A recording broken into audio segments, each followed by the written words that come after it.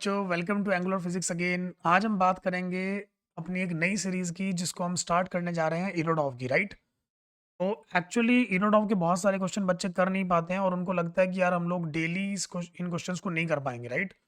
Because इनको करने के लिए काफ़ी ज़्यादा टाइम चाहिए और आपको लगता है कि हम लोग एक ड्राइव नहीं बना पा रहे हैं जिससे ये क्वेश्चंस डेली होते रहे, राइट?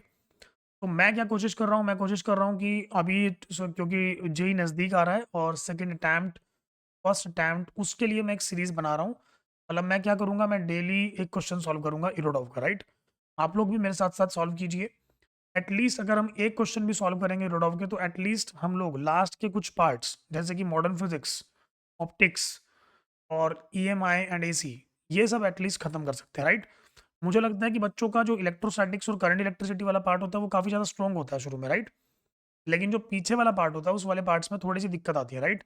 तो मैं कोशिश कर रहा हूँ कि पहले डुअल नेचर से स्टार्ट करता हूँ, मतलब फोटो इलेक्ट्रिक इफेक्ट से स्टार्ट कर रहा हूँ, फिर एक्स-रेज़ के क्वेश्चन करवाऊँगा और उसके बाद धीरे-धीरे हम एटम एंड न्यूक्लियाई पे जाएँगे, राइट? तो मॉडर्न फिजिक्स एटलीस्ट खत्म हो जाए बच्चों की, जो भी जेईई की प्रिपरेशन कर रहे हैं, राइट? तो प्लीज़ आप लोग साथ-साथ सॉल्व कीजिए। जैसे ही एक क्वेश्चन में आप ट्राई करते हो पहले, अगर ट्राई करने के बाद हो जाता है तो अच्छी बात है, मेरा सॉल्यूशन देखिए, आपने क्या गलती की है या फिर आप और कितनी जल्दी उसको कर सकते थे, right?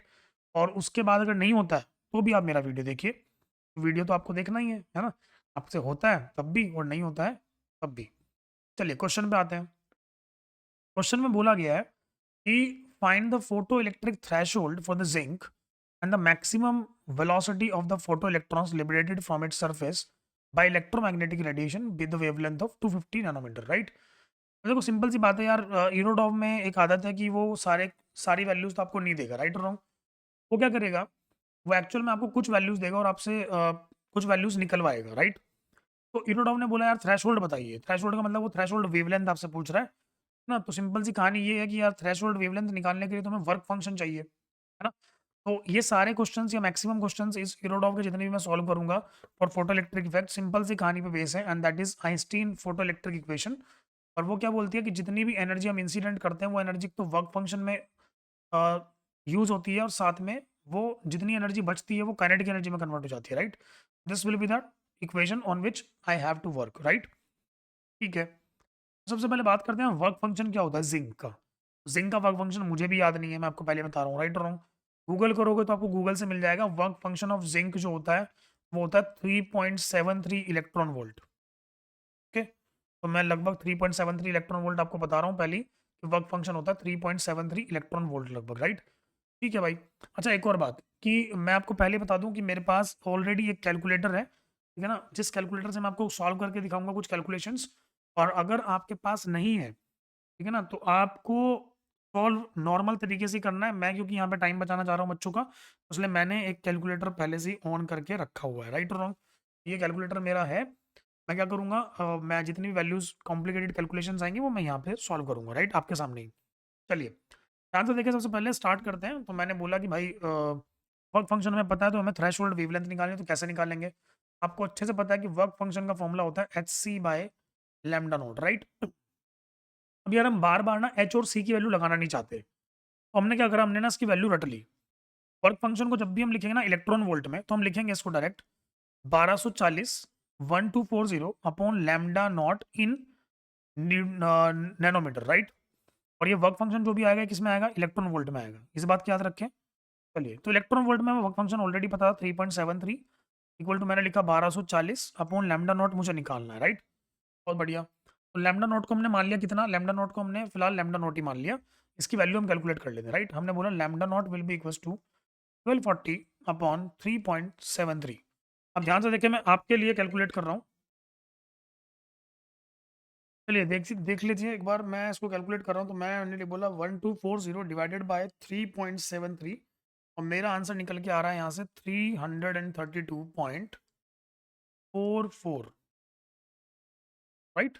So this will be the value, or 332.44 will be the threshold wavelength. Okay, ये नैनोमीटर में मेरा आंसर आ रहा है। मैं फिलहाल इसको यहीं पे छोड़ रहा हूँ, कोई दिक्कत?